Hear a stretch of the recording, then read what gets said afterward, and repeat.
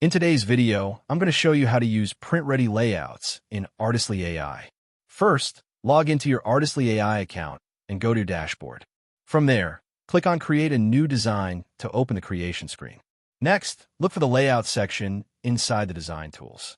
These layouts are pre-designed templates made specifically for print materials like posters, flyers, brochures, and marketing designs. After that, choose a layout that fits your project. Each layout is already structured with proper spacing, alignment, and print-friendly dimensions, so you don't have to build everything from scratch. Once you select a layout, you can customize it by adding your own text, images, branding, and colors while keeping the professional print structure intact. Make sure to adjust your content carefully within the layout guides so nothing important gets cut off during printing.